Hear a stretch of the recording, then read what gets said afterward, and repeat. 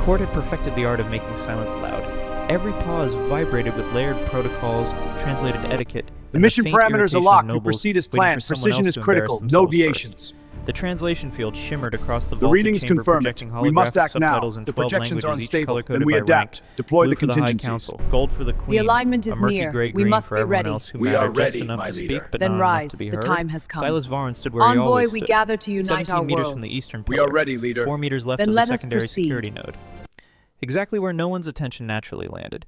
He had learned that if you remained still long enough in a room full of beings obsessed with status displays, you effectively became furniture, functional, ignored, occasionally leaned against by accident. He didn't mind. Furniture rarely got blamed for diplomatic incidents. The argument currently polluting the air had something to do with border security, or trade routes, or possibly both, wrapped in enough ceremonial language to make a simple request for military funding sound like philosophical revelation. Chancellor Vexthor dominated the center platform, his forearms gesturing in patterns that looked important but communicated nothing. The hologram floating above his head displayed a tactical star map complete with threat vectors and resource allocations. Silas noted distantly that the asteroid position data was 3 weeks out of date. He did not point this out. Pointing things out was how you stopped being invisible. 8 months. He had been standing in this chamber for 8 months across 47 sessions, listening to 214 hours of arguments that could have been settled in 20 minutes if anyone actually cared about solutions instead of speeches. His feet knew the exact temperature of the polished stone floor. His shoulders knew the precise angle required to look attentive without appearing interested. His eyes knew where to focus so that he appeared to be watching everything while revealing he was watching nothing. It was a skill he had not planned to use again. Titan Station had taught him many things. How to read intelligence data that no one else believed. How to write reports that predicted disasters with uncomfortable accuracy. How to watch 12,000 people die because the truth arrived in the wrong format delivered by the wrong person at the wrong time. So Silas had quit, found a quiet job, guard duty on Velkar, a capital world of the Zareth Imperium, night shifts preferred, minimal interaction required. The kind of work where success meant nothing happened and no one remembered you were there. Perfect. Except he still noticed things. The security grid hummed at the wrong frequency. Someone had recalibrated the sensors poorly, probably 6 weeks ago, making them too sensitive to dramatic hand gestures and too blind to actual threats. 2 nobles had been briefly restrained yesterday by shimmering energy cuffs after arguing too enthusiastically about grain subsidies. The translation field lagged by 0.7 seconds on certain ceremonial dialects, not enough to matter in casual conversation. Just enough to let careful speakers hide key words in the delay, saying one thing while the subtitles claimed another. Vexthor's hologram flickered. The data stream refreshed every 30 seconds, pulling from archives instead of live feeds. Old intelligence masquerading as current analysis. Silas filed it away. He filed everything away. 8 months of observations stored in the mental architecture he had built during 12 years of intelligence work. Pattern recognition. Threat assessment. The quiet cataloging of details that meant nothing individually but formed devastating pictures when assembled. He had promised himself he would never assemble those pictures again. A ripple passed through the chamber. Subtle. Unmistakable. The Queen had shifted her attention. Silas noticed it not because he was special, but because he was bored. Boredom sharpened perception the way hunger sharpened taste. He had been watching the light play across the chamber's curved walls, counting the micro-adjustments in the environmental controls when the quality of silence changed. Queen Lysandra sat upon a throne that had been designed to inspire awe and mostly inspired neck pain in anyone forced to look up at it for extended periods. She was tall even for her species. 2.1 meters of elegant alien physiology, with skin the color of pale jade, and hair like platinum wire braided in patterns that shifted daily. Her eyes were larger than human, set slightly wider and capable of tracking multiple targets simultaneously. Those eyes were currently tracking him. Silas resisted the urge to check his uniform for stains. Humans had a habit of assuming attention meant trouble. In this court, it usually did. The Queen's gaze slid past generals' advisors and genetically optimized courtiers like a system scan dismissing non-critical files. It stopped on him with the precision of targeting software acquiring lock. The chamber noticed. Arguments faltered. Holographic displays froze mid-gesture. 237 beings of 14 different species turned to see what had captured their ruler's focus. They saw a human guard, average height for his species, average build. No ceremonial decorations. No rank insignia beyond the simple silver stripe indicating palace security 3rd tier. Nothing to distinguish him from the 60 other guards scattered throughout the complex. Except that the Queen was looking at him, and everyone knew that Queen Lysandra did not waste attention. You. Her voice carried without amplification cutting through the translation field's hum. The holographic subtitles materialized in gold, confirming what everyone had heard but could not quite believe. Silas kept his expression neutral. Military training, intelligence protocols, the same mask he had worn while delivering casualty reports to officers who did not want to hear them. Yes, Your Radiance, the protocol required the honorific. Survival suggested not offering anything beyond it. The Queen tilted her head, studying him with open curiosity. Around them, the court held its collective breath. Vexthor's 4 arms had frozen in an incomplete gesture, his hologram still rotating through outdated data no one was watching anymore. Do you find this discussion useful? The question landed like a flashbang in a quiet room. Silas understood immediately that he was being tested. Not for loyalty, not for knowledge. For something more dangerous, honesty. He had several options: defer to the Chancellor, claim insufficient expertise, offer bland agreement. All safe, all expected, all lies. 8 months of silence. 12,000 dead because no one listened. The weight of Titan Station pressed against his chest. The memory of writing reports that collected dust.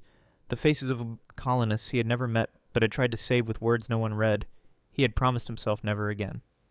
It's very impressive, Your Radiance. The words came out calm, even, professional. I've never seen so many beings agree so passionately about different things at the same time. There was a delay while the translation field processed the statement, then a longer delay while the minds processed the implication. Irony did not translate well in most languages. In this court, it translated like a declaration of war. A laugh escaped the Queen before she could stop it. Not loud, not long. Just a brief, bright sound that detonated in the silence with the force of an antimatter charge. It was the kind of laugh that said someone had finally told her something true in a place where truth was rationed like oxygen. The court froze. Chancellor Vexthor dropped his primary gesture, causing the hologram to flicker. The asteroid data began projecting the wrong system entirely, as if out of spite. Nobles stared. Guards shifted weight. The translation field stuttered, struggling to find appropriate subtitles for concepts it had never been asked to render. Scandal, shock, uncertainty. The Queen tilted her head further, studying Silas with the intensity of a scientist examining an unexpected data point. You observe, she said. Not a question, an observation about observation. Silas met her gaze. Military training said look away. Intelligence experience said hold steady. Instinct said she already knew more than she was revealing. Standing as observation with less paperwork, Your Radiance. The words left his mouth before his brain could perform the usual threat assessment. Years of keeping silent. Months of being furniture. And now, apparently, his mouth had decided to hold a referendum on continuing to exist. Another pause. Somewhere in the back of the chamber, a minor official made a sound like a kettle achieving consciousness. The Queen smiled. It started small at the corners of her mouth, then spread like sunrise across alien features. Her eyes gleamed with something that looked like recognition, or possibly hunger. With alien expressions, the distinction could be academic. She dismissed the ongoing argument with a flick of her hand. The hologram vanished. Vexthor's arms completed their gesture, finding nothing but air. Several dignitaries stumbled mid-righteousness, their carefully prepared points dissolving like morning frost. Court recess, Queen Lysandra announced. The translation field rendered it in gold, making it less suggestion and more fundamental law of physics. I require a second opinion. She descended from the throne with fluid grace, covering the distance to Silas in 7 long strides. The court parted automatically, creating a corridor of shocked faces and hastily suppressed whispers. Silas stood his ground because running would have been worse. Up close she was more than tall. She was presence, authority wearing skin. Her eyes held multiple colors he suspected human vision could not fully process. Her scent carried notes of ozone and something floral he had no reference for. Walk with me. Not a request. Silas fell into step beside her, acutely aware that every eye in the chamber was tracking their exit. His peripheral vision caught Vexthor's expression. Not angry. Worse, calculating. They walked through corridors that hummed with alien circuitry and gossip, traveling faster than light. Silas said nothing because nothing was still working for him. The Queen spoke first. You do not posture. Statement, not question. She had a habit of those. I'm bad at it, Silas admitted. My shoulders never remember the angles. Her laugh was softer this time, more genuine, the kind of sound that suggested she was not used to making it. They passed through the inner palace where walls whispered data and history. Holographic echoes of past rulers flickered at the edges of vision, projecting the illusion of continuity, of control, of systems that worked because they had always worked. Silas had seen systems like that before, right before they failed. You see flaws in my court, the Queen said, not accusation, curiosity. Silas chose his words carefully. I see habits. Flaws are just habits that stop being useful. She stopped walking. He stopped too, because walking past a queen was a career-limiting move. Possibly a life-limiting move, depending on the queen. You are dangerous, she said. Not unkindly, almost appreciatively. Silas met her eyes, saw intelligence there, loneliness, the burden of ruling beings who told her what they thought she wanted to hear instead of what she needed to know. He recognized that burden, had carried a smaller version of it once. Only if someone asks the wrong question. Her expression shifted. Something like satisfaction crossed features built for displaying emotions humans were still learning to read. Then I shall have to ask the right ones. They resumed walking. She led him to a viewport overlooking the capital city. Towers of crystal and metal stretched toward a sky that held 3 moons and twice the stars Earth ever showed. Transit lanes wove between buildings carrying vehicles that obeyed physics only when supervised. Billions of lives flowing through systems designed by beings far older than humanity. It should have been beautiful. It was. But Silas also saw the inefficiencies, the redundancies built on outdated assumptions, the security gaps no one had noticed because everyone assumed someone else was watching. How long have you been standing in my court? 8 months, 47 sessions. And in those 8 months, how many things have you noticed that no one else has? Silas considered lying, considered deflecting, considered the 12,000 people who died because someone asked that question and the answer arrived too late. 214. Silence. Then tell me 3. He started with the safest one. Your security grid has been miscalibrated. The sensors are too sensitive to dramatic gestures and too blind to actual threats. Someone adjusted them approximately 6 weeks ago, probably during routine maintenance. They compensated for false positives by raising all thresholds which created gaps. She did not look surprised. Continue. Your translation field delays certain ceremonial dialects by 0.7 seconds. Skilled speakers can exploit that gap to say one thing while the subtitles claim another. I've watched it happen 17 times in the past month. And the third, this one was more dangerous. Chancellor Vexthor's threat assessment data is 3 weeks outdated. His hologram pulls from archived intelligence, not live feeds. Either he does not notice or he does not care. Either option is concerning. The Queen turned to face him fully.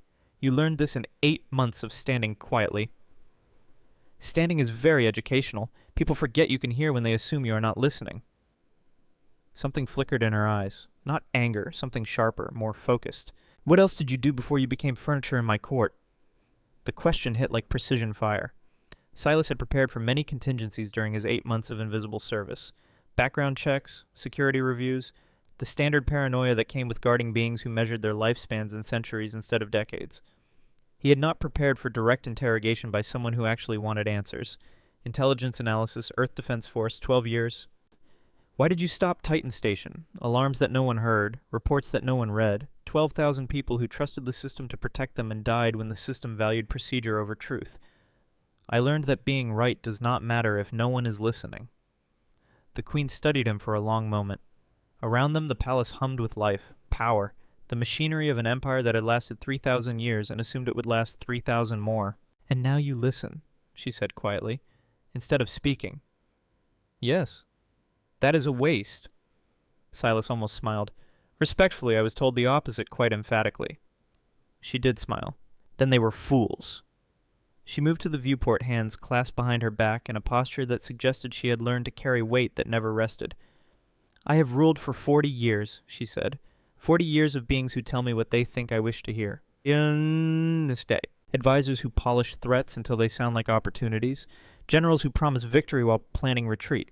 Nobles who agree with my decisions before I make them.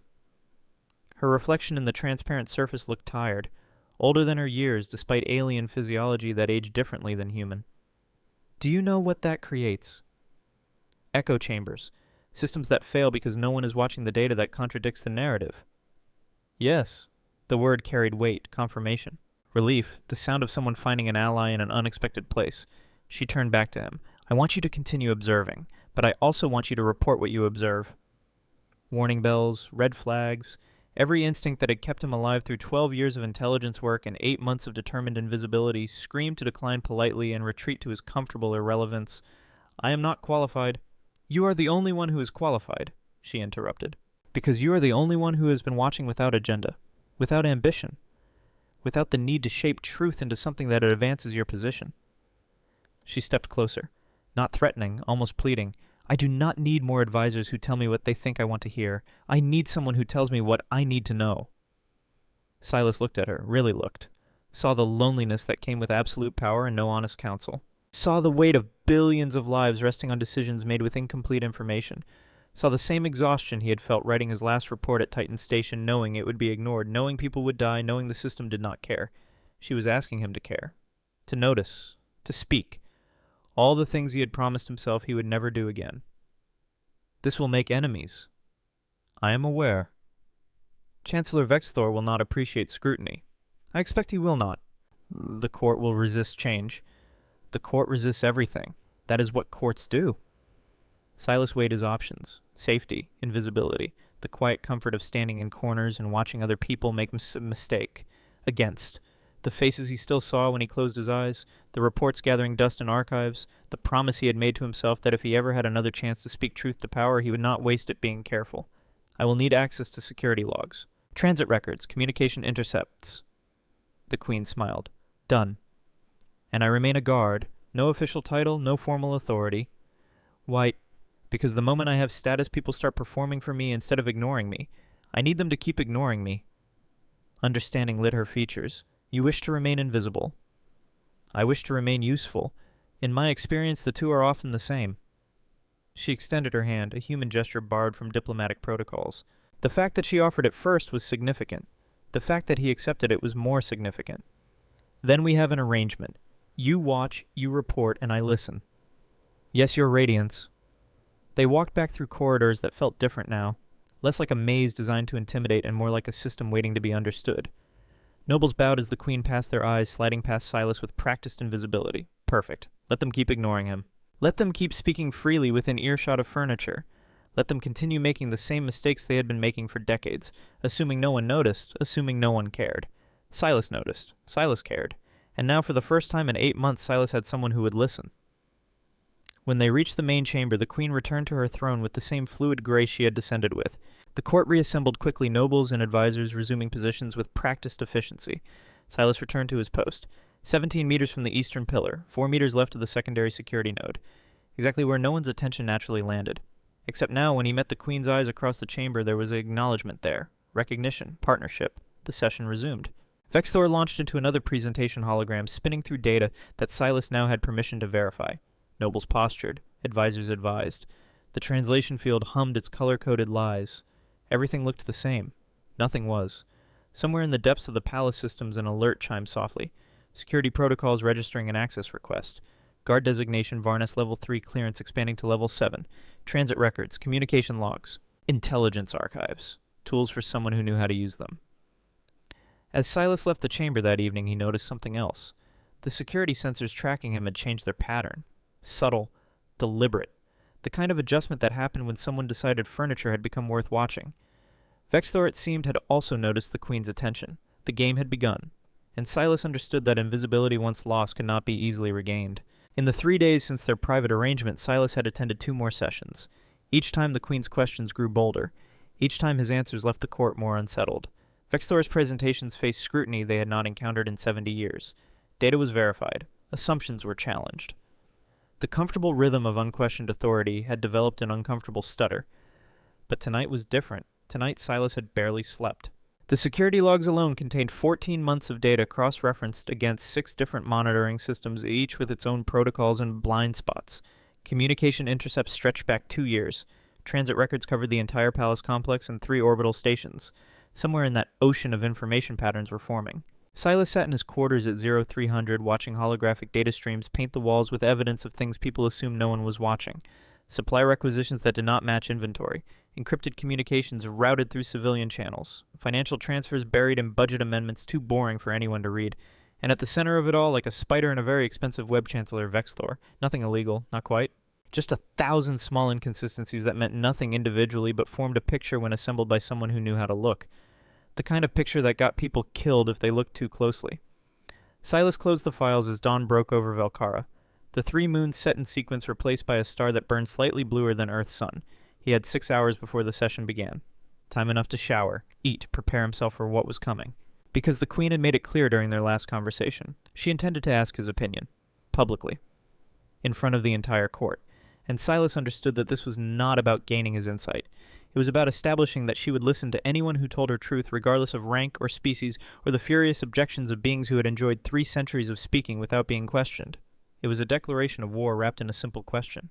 The chamber felt different when Silas took his position. Same pillar, same security node humming at the wrong frequency. Same nobles filing in with the weary determination of people performing a ritual they no longer believed in but could not imagine abandoning. Different because they all knew. Word had traveled through the palace with the efficiency of a virus. The Queen had walked with a guard, spoken to him as an equal, granted him access to systems reserved for senior intelligence officers. Every rumor contradicted the last, but they all agreed on one thing. Something was changing. And change in a court that measured tradition and millennia was indistinguishable from threat. Vexthor arrived early. His 4 arms carried datapad's holograms and the confidence of someone who had controlled this room for longer than Silas had been alive. He glanced in Silas's direction, just once. A look that calculated threat assessment and found the numbers acceptable. Silas remained furniture, for now.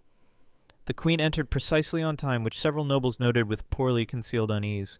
Her hair was braided differently today, more complex. 3 interwoven patterns that Silas suspected meant something to those who understood the visual language of Zareth nobility. He filed it away for later analysis. The session began with standard formalities. Vexthor presented updates on border security resource allocations, diplomatic initiatives with the Kordash Dominion. The hologram displayed tactical readiness assessments, threat matrices, projected outcomes, all carefully curated to support predetermined conclusions. Silas watched the data scroll past, cross-referencing it against the logs he had spent 3 nights analyzing. The asteroid positions were still wrong. The threat assessment still pulled from outdated archives. But now he saw deeper patterns. Intelligence reports that arrived too late to matter. Early warning systems that had been quietly downgraded. Defense budgets reallocated to projects that existed only on paper. Someone was systematically weakening the Empire's ability to respond to threats. The question was whether it was incompetence or intention. Silas suspected he knew the answer. I recommend we proceed with the proposed reduction in outer system patrols, Vexthor concluded. The resources are better allocated to infrastructure development. Translation, pull back the ships that might notice things you do not want noticed. The Council murmured agreement. Safe choice. Expected choice. The kind of decision that had been made 1,000 times before with no consequence except the slow erosion of systems no one was watching. Queen Lysandra let the silence extend. Then she turned toward Silas's position with the precision of targeting software acquiring lock. Guard Varn. The chamber froze. Not again, their collective expression said. Not twice. Once was diplomatic curiosity. Twice was policy. Yes, your radiance. What is your assessment of the Chancellor's recommendation? The translation field rendered her words in gold across every visual spectrum. No ambiguity, no plausible deniability. A direct question demanding a direct answer. Vexthor's arms stiffened. Several nobles made sounds like atmospheric pressure equalizing. Silas stepped forward. Not far, just enough to indicate he understood the question was serious and the answer would be heard. The recommendation is strategically sound if the underlying data is accurate. Pause. Let them process the conditional. However, the threat assessment appears to be based on intelligence that is approximately 3 weeks outdated. Current patrol reports indicate increased Kordash fleet movements near the border. Reducing patrols now would create surveillance gaps during a period of elevated activity. He kept his tone neutral, professional. The voice of someone reporting facts, not making accusations. Vexthor recovered quickly. The patrol reports you reference are preliminary, unconfirmed. We cannot make strategic decisions based on unverified data. With respect, Chancellor, the reports have been waiting for your confirmation for 9 days. In that time, 3 additional fleet movements have been detected by automated systems. The pattern suggests either a major exercise or preparation for offensive operations. Silence. The kind that preceded storms. You presume much for a guard, Vexthor said softly. Silas met his eyes. Saw calculation there. Anger held in check by political necessity, the look of someone who had just realized furniture had learned to bite.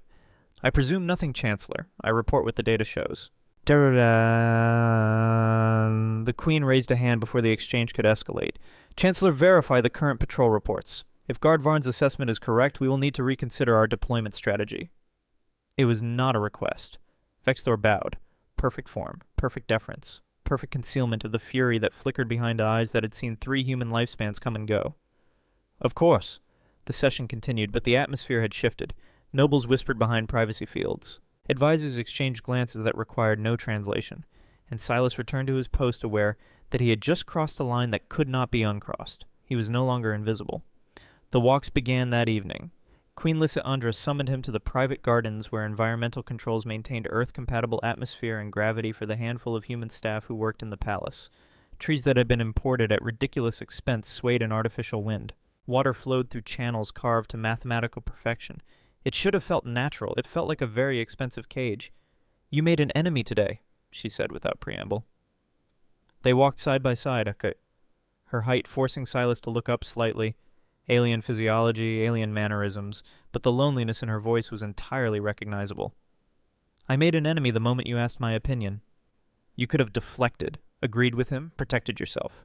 "Yes." "Then why didn't you—" Silas watched water flow over stones that had been placed with deliberate imperfection, the art of controlled randomness, the illusion of nature within the machine. "Because 12,000 people died when someone deflected instead of speaking truth. I told myself if I ever had another chance I would not make the same mistake." She nodded slowly. "Titan Station. You read my file." "I read your file after our first conversation. Earth Defense Force Intelligence Analyst. 12 years exemplary service. Final assignment threat assessment for Titan Station Colony. You predicted the Krethian raid 6 weeks before it occurred. Filed 17 reports. No one acted until it was too late." The memories came back sharp and cold. Alarm bells that no one heard. Data that no one read. Colonists who trusted the system to protect them and died when the system valued procedure over urgency. "Yes. You resigned the day after the station fell." There did not seem to be much point in continuing. They walked in silence for a while. The artificial wind carried scents engineered to simulate earth forests, oak, pine, growing things that had never grown in soil. "I have ruled for 40 years, the Queen said quietly. 40 years of being surrounded by beings who tell me what they think I wish to hear. Advisors who present problems as opportunities. Generals who promise victory while preparing contingencies for defeat. Nobles who support every decision before I explain my reasoning."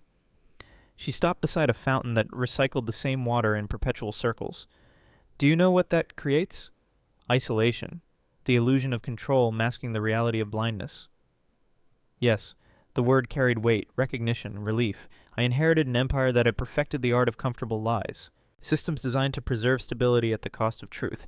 Protocols that value appearances over outcomes. And everyone around me benefits from maintaining those systems so no one tells me when they are failing." She turned to face him fully. "Except you. I have no investment in the system. No career to protect. No alliances to maintain.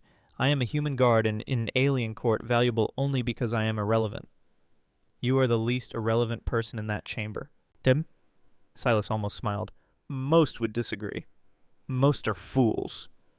The walks became routine. Every evening after sessions that grew progressively more tense as Silas continued to provide assessments that contradicted official narratives. They talked about threat analysis and court politics and the 1,000 ways organizations failed when everyone was too invested in pretending everything was fine. She told him about inheriting a throne at 40, about advisors who had served her grandmother and could not accept that the new queen might want to rule differently, about the loneliness that came with absolute power and no honest counsel. He told her about Titan Station, about writing reports that gathered dust, about the faces that still appeared in his dreams, colonists he had never met but had tried to save with words no one read. Somewhere between the third and seventh walk the relationship shifted. Professional courtesy became genuine respect. Respect became trust. Trust became something neither of them had quite intended but both recognized. Not romance, not quite, but connection, understanding. The rare discovery of someone who saw the world through similar eyes and was not afraid to speak what they saw. It was, Silas thought, possibly more dangerous than romance. "What do you want?" she asked on the 9th evening. They stood at the viewport overlooking the city. 3 moons rising in sequence. Billions of lights marking billions of lives flowing through systems designed by beings who assumed they would last forever. Everyone wants something. Power, wealth, recognition. What do you want? Silas considered the question, considered the truth, considered whether she would believe it. "I want to be useful," he said finally. "I spent 12 years being right and irrelevant. I would prefer to be right and relevant. Nothing else.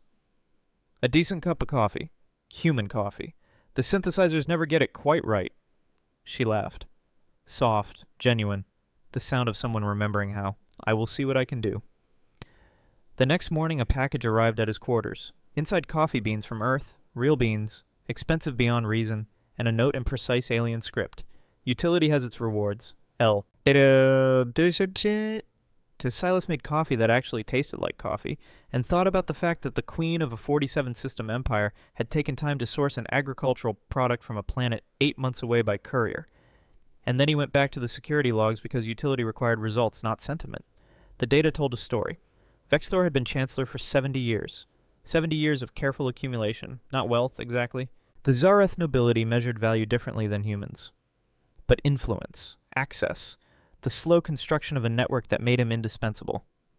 And somewhere in the past 15 years, that network had started reaching into places it should not reach.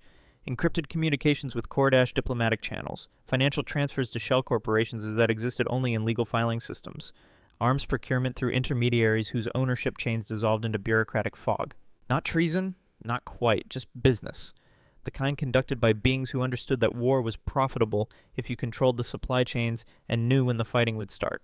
Silas assembled the evidence across 12 sleepless nights, cross-referenced communication intercepts against financial records, traced supply chains through 6 layers of corporate obfuscation, built a timeline that showed pattern and practice and deliberate intent, and understood that presenting this evidence would not result in investigation. It would result in war, because half the council was probably implicated. Because exposing Vexthor meant exposing the corruption that had metastasized through the Empire's leadership over decades. Because powerful beings did not surrender power just because someone proved they had abused it. They removed the person doing the proving. Silas stood in his quarters at 0314 days after his first public assessment, looking at evidence that could topple a government or get him killed, possibly both. The smart choice was obvious. Delete the files. Return to being furniture. Except that some fights were too big for one person and the Empire would survive or fail on its own terms. 12,000 people. The faces in his dreams. The promise he had made. Silas encrypted the evidence in formats designed to survive deletion attempts, stored copies in 7 different archive systems, created deadman switches that would release everything if he disappeared. Then he requested an urgent meeting with the Queen. She received him in her private office. No guards, no witnesses, just the two of them and the kind of silence that preceded decisions neither would enjoy making. "Show me," she said. He did. The holographic displays painted the room with evidence of systematic corruption, communications, financial transfers, the slow construction of a network designed to profit from conflict while appearing to prevent it. She watched without speaking. Her expression remained neutral, but Silas had learned to read the subtle tells, the way her eyes tracked data, the tension in her shoulders, the micro-adjustments in posture that indicated processing and calculation, and the kind of fury that burned cold. When the presentation ended, she stood motionless for a long moment. "How certain are you?" 93% confidence. The evidence is circumstantial but consistent. Vexthor has been manipulating intelligence to make threats appear less urgent than they are while profiting from arms sales to both sides. Both sides. Yes, the Kordash movements are not exercises. They are positioning for offensive operations, and Vexthor knows because he helped arrange their fleet modernization through intermediary corporations. She turned to the viewport, looked out at the city that had trusted her to protect it. If I expose this, the council will fracture. Half of them are probably complicit. The other half will defend Vexthor to preserve institutional stability. It could trigger civil war. Yes. If I do nothing, we face invasion from an enemy. We inadvertently armed Ledba nobles who profit from our weakness. Yes. She looked at him, really looked.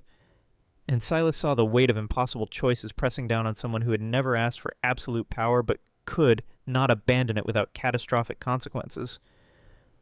"What would you do?" she asked. The question hit like recognition. She was not asking for advice. She was asking for partnership in a decision that would define everything that came after. Silas thought about Titan Station, about reports filed and ignored, about the difference between being right and being heard. "I would..." The door exploded inward. Not literally. But the effect was similar. 6 guards in formal armor, 3 council members, and Vexthor, his forearms spread in a gesture that looked like concern but communicated triumph. "Your Radiance," he said, voice carrying the weight of sorrowful duty.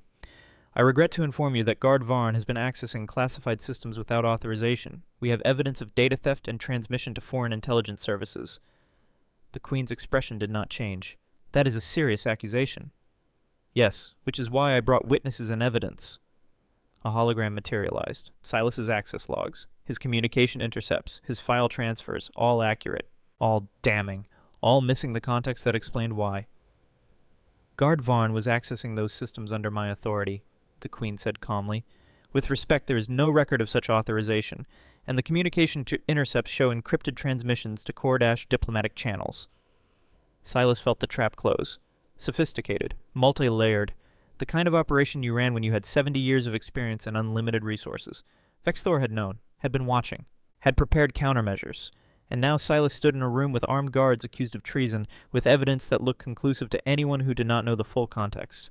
The Queen met his eyes. A question there, silent, urgent.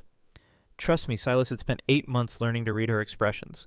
14 days working beside her. 9 evenings walking through artificial gardens and talking about loneliness and truth and the cost of both. He nodded, once, barely perceptible. Chancellor, the Queen said, "Your evidence is compelling. However, I will conduct my own investigation before making any determination. The security protocols require immediate detention in cases of suspected espionage." "I am aware of the protocols.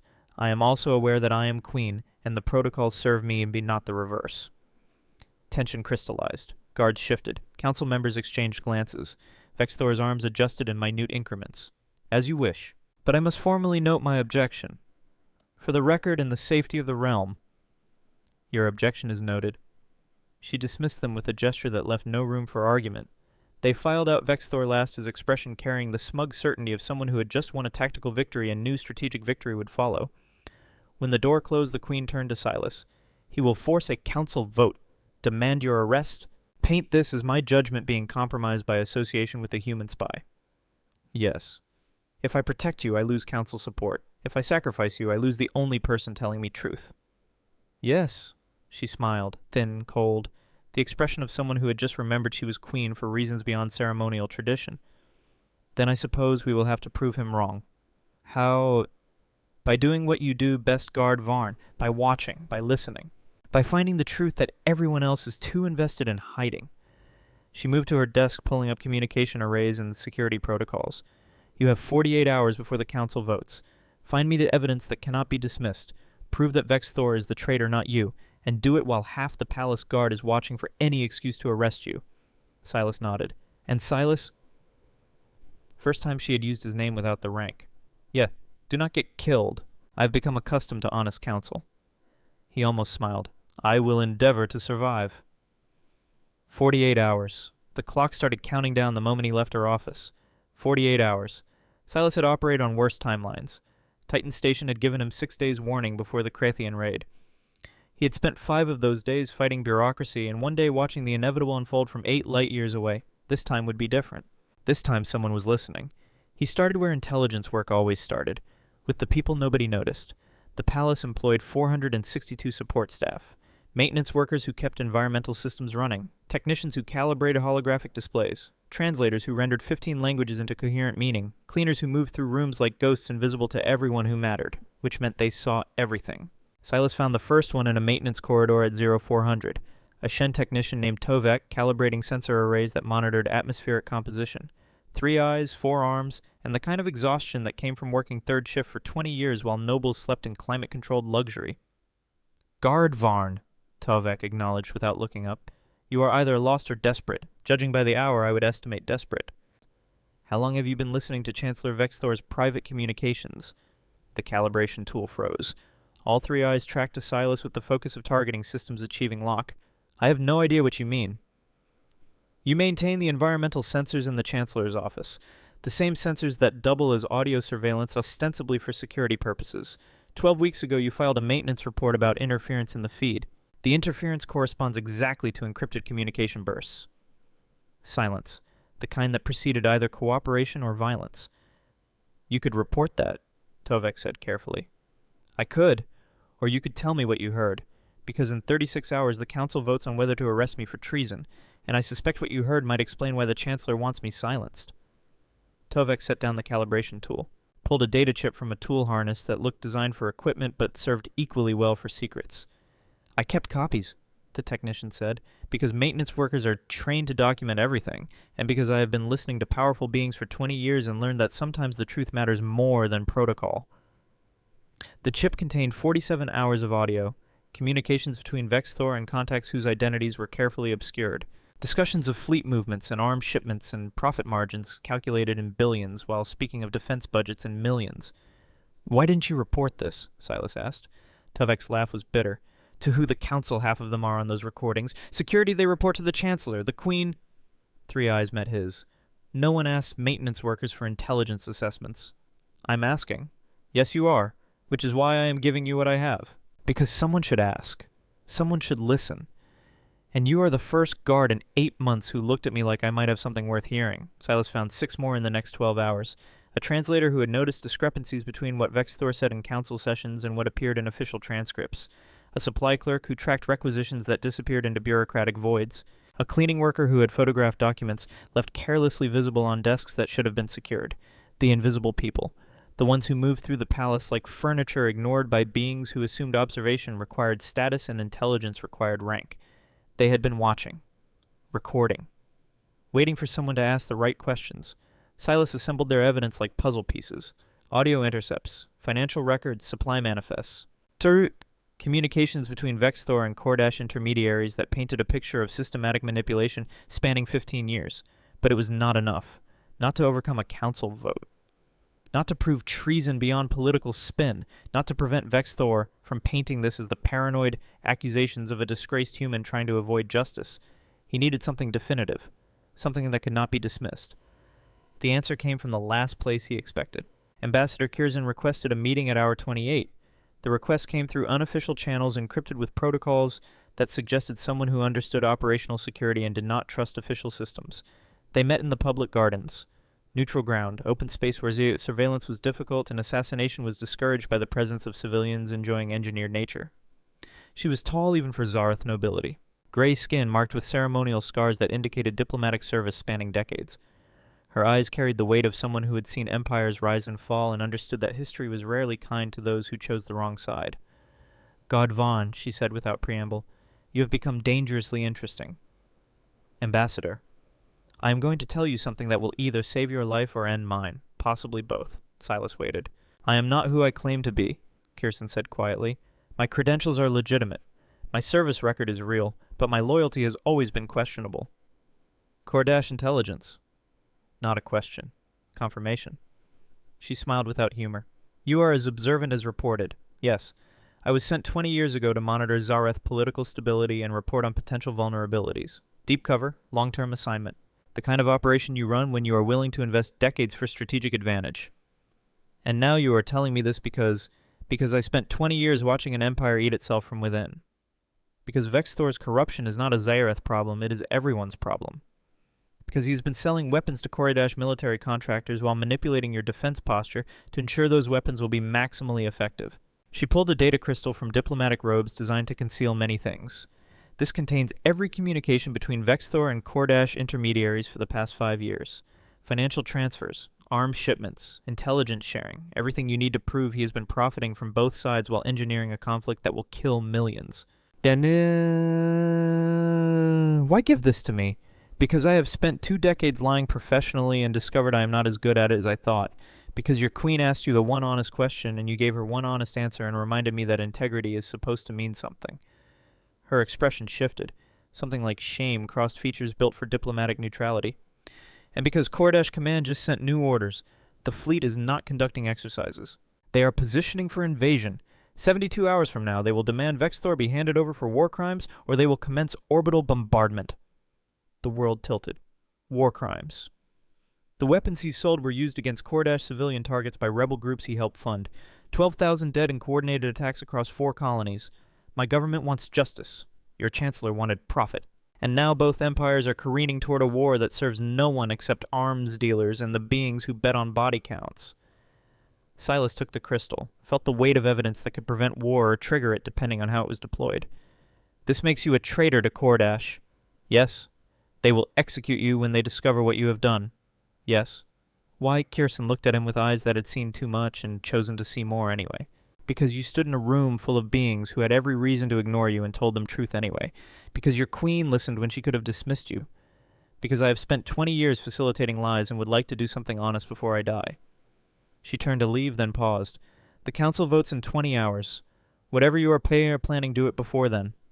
After the vote, Vexthor will have legal authority to disappear you and everyone who helped you. Ambassador. She looked back. Thank you. Do not thank me yet. Survive, then we can discuss gratitude. 18 hours. Silas sat in his quarters surrounded by evidence that could topple governments. Audio recordings, financial data, communication intercepts, the testimony of invisible people who had watched corruption metastasize for decades, and Curzon's crystal containing proof of treason so blatant that even the council could not ignore it, probably. Unless they decided protecting institutional stability mattered more than justice, which they absolutely would. His comm chimed. The Queen's private channel. Encrypted. Urgent. Come now, private office, tell no one. He found her standing at the viewport looking out at the city that had trusted her to protect it. 3 moons rising, billions of lights. The machinery of an empire humming along with the confidence of systems that assumed they would last forever. Vexthor has the votes, she said without turning. The council will convene in 17 hours. They will vote to arrest you, and I cannot stop them without triggering a constitutional crisis. I know. Then you understand that this is over. No, it is just beginning. She turned, saw the data crystals in his hand, saw the expression of someone who had spent 48 hours assembling ammunition for a war that could not be fought with traditional weapons. What did you find? Everything. Communications, financial records, testimony from maintenance workers and translators and people no one thinks to lie to because no one thinks they are listening. And proof that Kordash is not planning exercises. They are planning invasion because Vexthor sold them weapons that were used to kill their civilians. He set the crystals on her desk. In 72 hours, Kordash demands we hand over Vexthor, or they commence bombardment. We can arrest him. Prove treason. Prevent war, but only if we act before the council vote gives him legal protection. She studied the crystals like they might explode. If I arrest a sitting chancellor based on evidence gathered by an accused spy, the council will call it tyranny. Yes.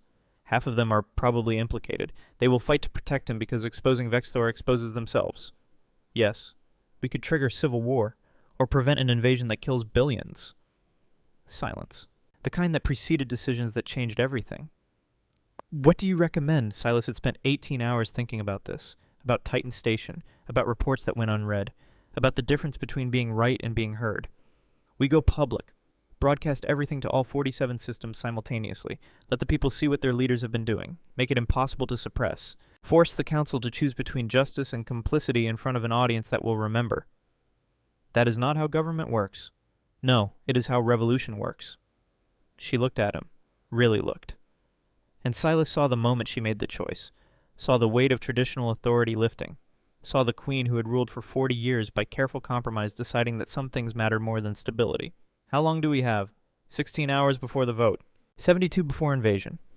I recommend we broadcast in 6 hours. Give people time to process before the council convenes. Make the vote about whether they stand with corruption or against it. Vexthor will try to stop us. Yes, which is why we need loyal guards securing the transmission room, and why I need you to trust people who usually guard your door to guard your truth instead. She smiled, cold, determined. The expression of someone who had just remembered she commanded armies and controlled star systems and answered to no one except the citizens she had sworn to protect. Make the arrangements. I will write the speech. 6 hours later, the palace security grid experienced what official records would later call a coordinated maintenance failure. Doors locked, communication systems rerouted, surveillance feeds looped, all the careful manipulation that invisible people could accomplish when they decided observation should serve truth instead of power. Silas stood in the transmission room surrounded by 6 guards whose loyalty to the Queen exceeded their comfort with traditional chain of command. Tovik monitored the broadcast systems. 2 translators prepared to render the Queen's words into every language simultaneously. And Vexthor's security forces, realizing something was wrong, were 3 minutes away from breaching the door. "We are ready," Silas said. Queen Lysandra stood before the transmission array wearing formal robes that carried the weight of 3,000 years of tradition and the hope that the next 3,000 might be different. Begin! The broadcast went live across 47 systems. 40 billion beings looked up from their lives to see their queen speaking directly to them with an urgency that transcended normal political theater. Citizens of the Zareth Imperium, I speak to you tonight about truth, about corruption, about the difference between the government you deserve and the government you have received. She laid out the evidence. Methodically, clinically, communication intercepts played in real time. Financial records scrolled across screens. Testimony from maintenance workers and translators whose voices had never been heard in official channels. The systematic corruption. The weapons sales, the manipulation of intelligence, the engineering of a war that would profit the few while killing the many. Chancellor Vexthor has betrayed your trust. Half the council has been complicit, and I have been blind. Honesty, raw, unfiltered. The kind of statement that destroyed political careers and built legends. But I am not blind anymore, because one person had the courage to speak truth when silence was safer. Not a noble, not a general, a human guard who stood in my court for 8 months, watching, listening, and finally speaking when I asked a simple question. The camera shifted, found Silas standing at his usual post, silent, observant, unremarkable except for the fact that he had just helped topple an empire's leadership. I'm declaring emergency powers. Chancellor Vexthor and all implicated council members are hereby arrested pending trial. The evidence will be made public. The trials will be broadcast. and the people of this empire will decide whether we continue to govern by comfortable lies or uncomfortable truth. Outside the transmission room, Vexthor's forces breached the first security door. Inside, the broadcast continued. In 72 hours, the Kordash Dominion will demand we hand over those responsible for war crimes against their people or face invasion. I will comply, because justice matters more than pride, because peace matters more than tradition, because the lives of billions matter more than the comfort of the powerful. The second door exploded inward. Vexthor appeared, forearms extended, expression twisted between fury and disbelief. Behind him, guards loyal to money and tradition rather than oaths. He saw the broadcast, saw his career dissolving in real time. "You cannot do this," he said. Queen Lysandra turned to face him. "Still broadcasting. Still live to 47 systems. I am queen. I can do precisely this. The only question is whether you surrender with dignity or force me to demonstrate that justice applies even to chancellors." Vexthor's arms trembled. Calculation. Fury. The realization that 70 years of careful construction had just collapsed. The Council will never accept... The Council will accept what the people demand, and the people are watching. Indeed they were. Across 47 systems, billions of beings watched their chancellor face justice, watched their queen choose truth over stability, watched a human guard stand silent witness to the kind of government that asked the right questions and listened to honest answers. Vexthor surrendered. What else could he do? Fight a battle broadcast to 40 billion witnesses, resist when the evidence was playing across every screen in the Empire? He knelt. Not in respect, in defeat. And the Queen, having rewritten the rules of governance in the one 6-minute broadcast, ordered him taken into custody. The trials took 3 weeks. Public broadcast, every piece of evidence displayed, every witness heard, every lie exposed to the light that corruption could not survive. Vexthor was found guilty. 14 council members were implicated. All were sentenced according to laws they had helped write and assumed would never apply to them. The Kordash Dominion received custody of those responsible for crimes against their people. The invasion was cancelled. Peace negotiations began with a foundation of transparency that neither empire had attempted in 2 centuries. Ambassador Kirsten received asylum. Her 20 years of deception were pardoned by the testimony that prevented war. She now advised on Kordash relations, having proven that redemption could be earned through truth, another invisible observer who had become essential.